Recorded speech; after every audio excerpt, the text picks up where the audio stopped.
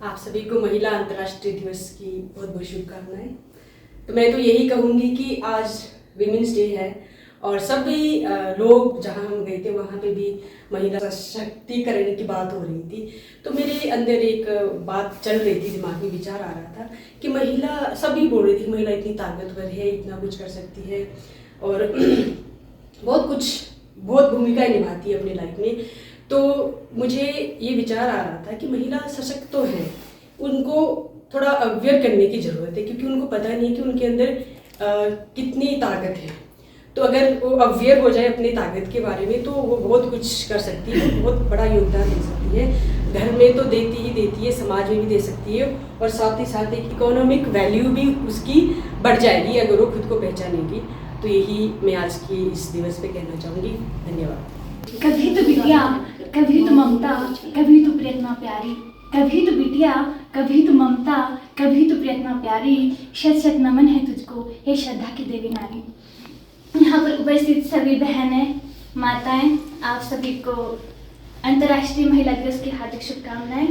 आज के दिन बस मैं इतना ही कहना चाहती हूँ कि यत्र नारी पूज्यते रमन्ते तत्र देवता, अर्थात जहाँ पर नारी की पूजा की जाती है वहाँ पर देवता का वास होता है। और इसी के साथ मैं सबको भी शुभकामनाएं देना चाहती हूँ उनके जन्मदिन पे।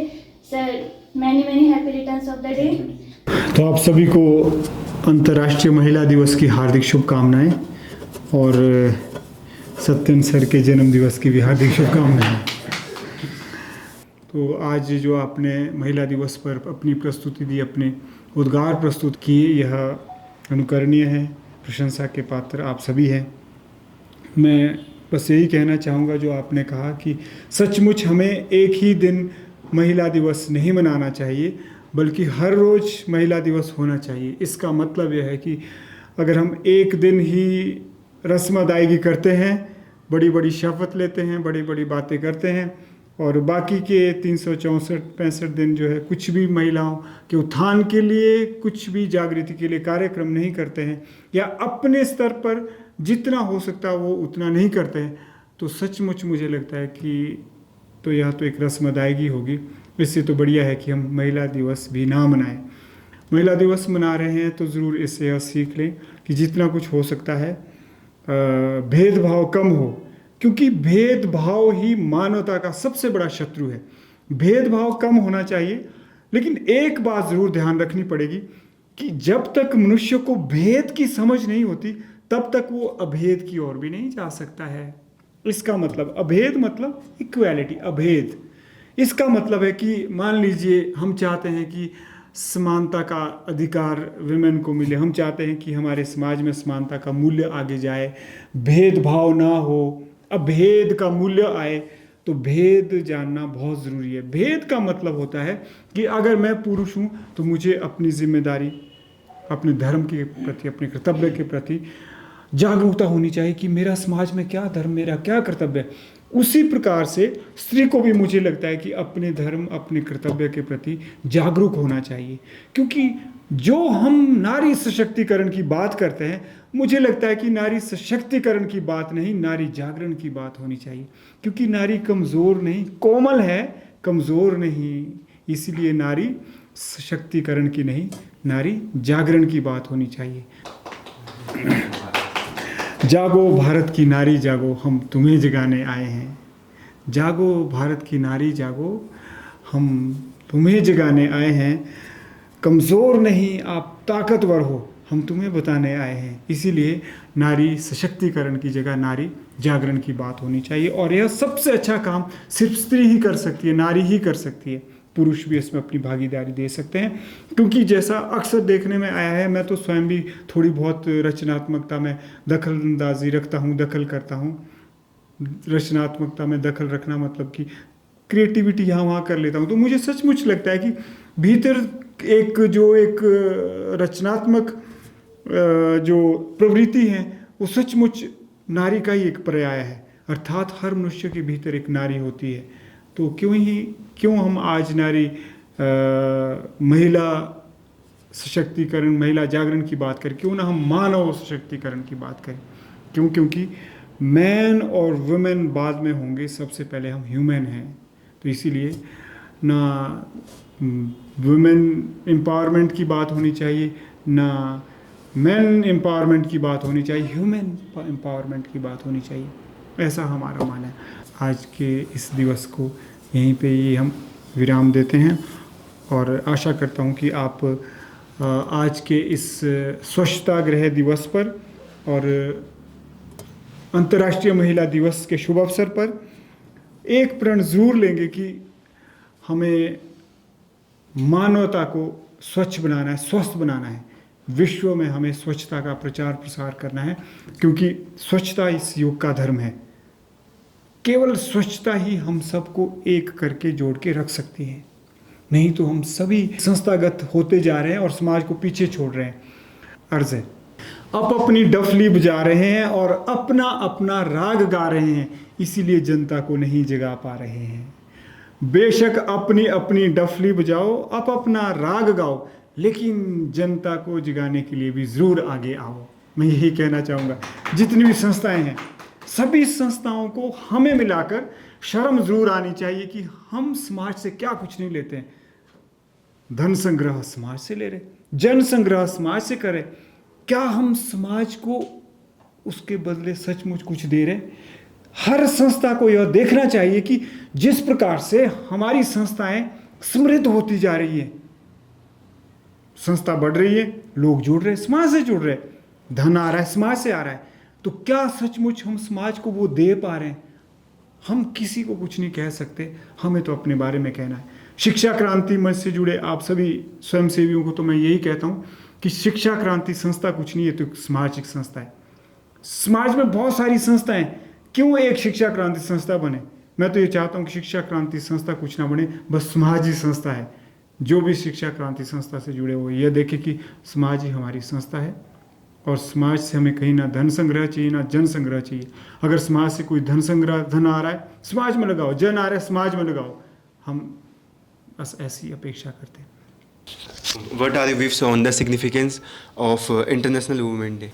The significance of International Women Day is that it reminds us of the importance of women in the development of society, in the making of society, in the making of our life.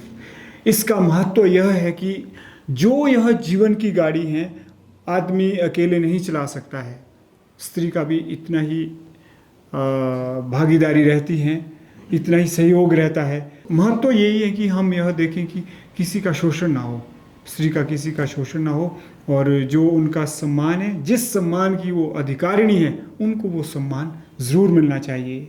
और हमारा तो यह भी मानना है, significance की बात आपने की, हम अक्सर यह कहते हैं कि जो एक समाज है वह परिवार का ही तो एक फैलाव है, और एक परिवार स्त्री का ही तो विस्तार है। एक स्त्री, आप देखें कि स्त्री परिवार में ही नहीं, समाज में ही नहीं, मनुष्य के भी भीतर एक स्त्री है, चाहे वो माँ के रूप में है, बहन के रूप में है, या फिर मेरी सृजनात्मक चेतना के रूप में है। स्त्री सबके भीतर समाई है। तो क्योंकि नारी स्त्री जो है शक्ति का पर्याय है। हमारे तो कहते हैं कि शक्ति जो है, शक्ति शिव को मानते हैं कि शिव तभी शिव है जब स्त्री है, शक्ति है, नहीं तो बिना शक्ति के शिव शव है, तो ऐसा कहते हैं। तो हमारी संस्कृति जो है नारी प्रधान है, पुरुष प्रधान नहीं, ऐसा मेरा मानना है।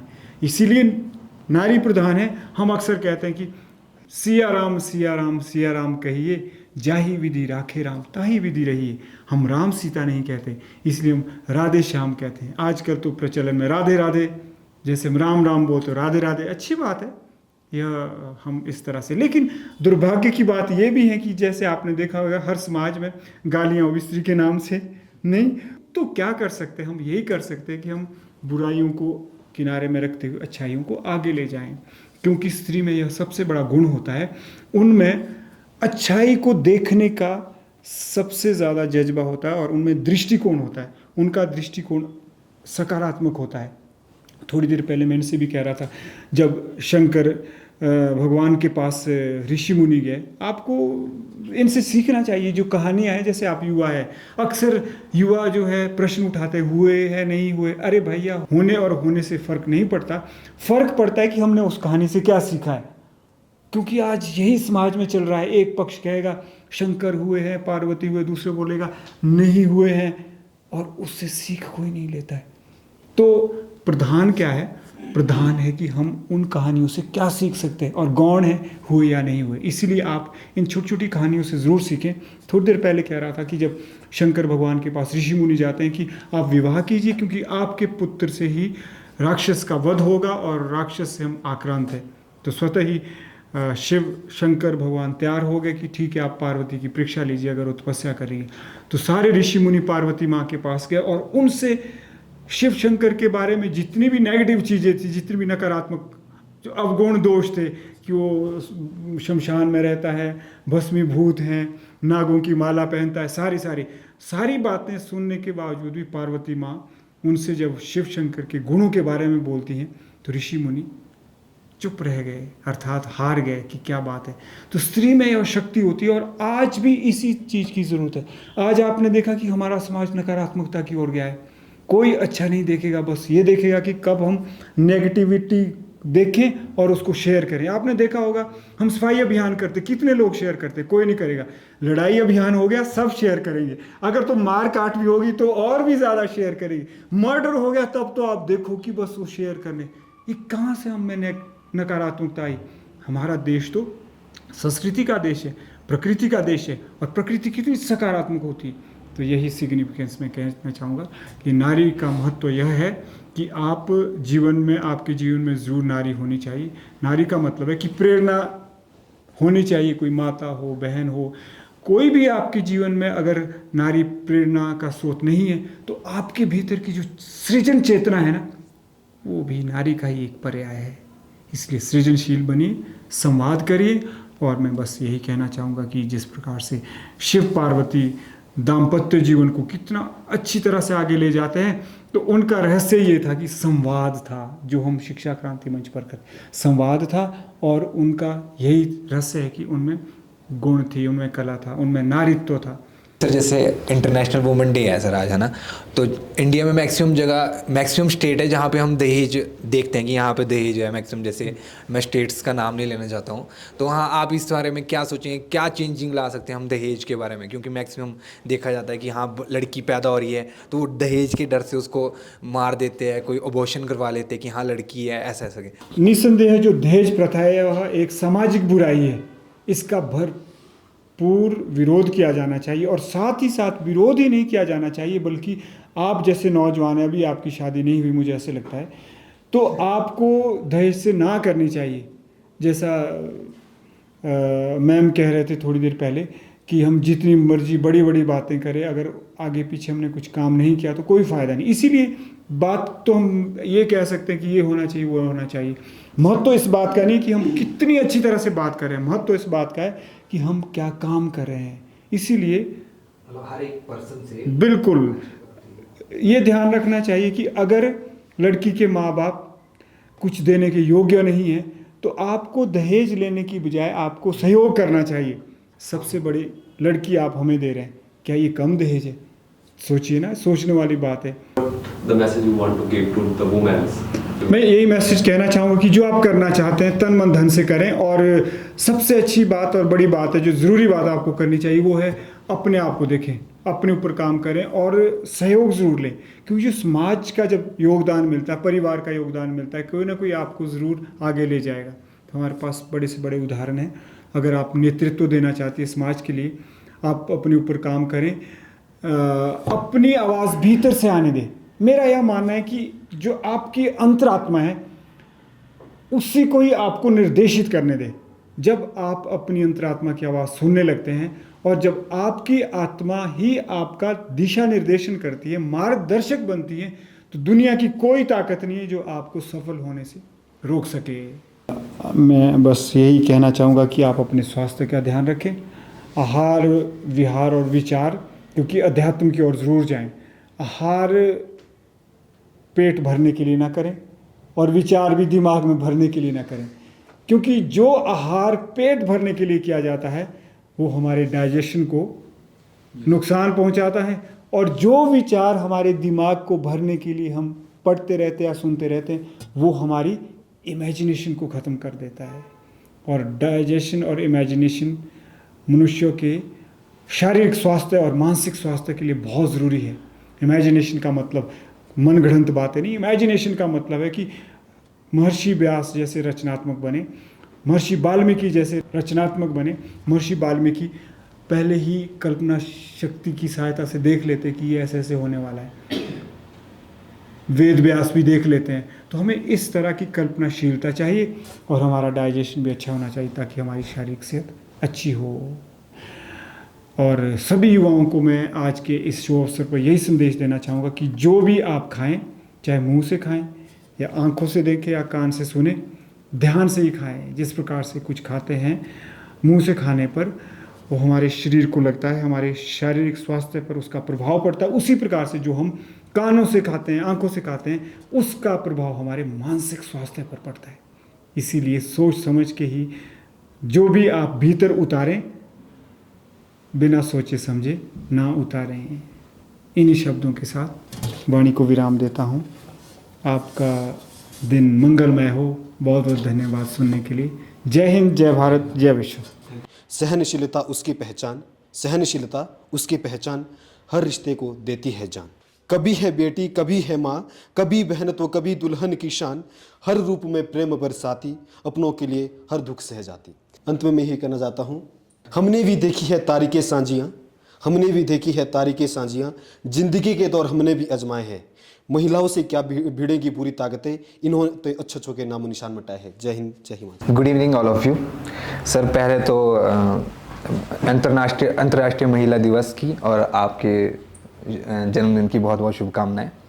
अंतर्राष्ट्रीय महिला दिवस से सर मैं ये समझता हूँ कि अंतर्राष्ट्रीय महिला दिवस इसलिए मनाया जाता है कि महिलाओं को जागरूक करने के लिए, महिलाओं को उनके जो उनके अंदर एबिलिटी है, क्वालिटी है, उनके बारे में उनको पता होना चाहिए, जागरूक होनी चाहिए हर चीज़ से। और अंतर्राष्ट्रीय महिला दिवस से जो हमारी महिलाएं हैं उनको अपने कार्य का पता लगना चाहिए कि वो क्या करते हैं, कैसे। और आज की डेट में अगर हम देखें, महिला हर उसमें काम में बहुत आगे बढ़ रही हैं। जैसे हम खेल ले लो, चाहे राजनीति ले लो, चाहे जिसमें भी ले लो हम, तो महिलाएं हमारे से आगे हैं। तो उनको हमारा योगदान हमारी तरफ से होना चाहिए सर। मैं बस यही कहना चाहूँगा अंत में कि आज के समय में एक नेतृत्व की ज़रूरत है और अगर महिला वो नेतृत्व करे तो समाज बहुत ही अच्छी दिशा में आगे बढ़ेगा। और सत्यन सर को एक बार वापस उनके जन्मदिन की हार्दिक शुभकामनाएं। जय हिंद, जय भारत, जय विश्व। Thank you.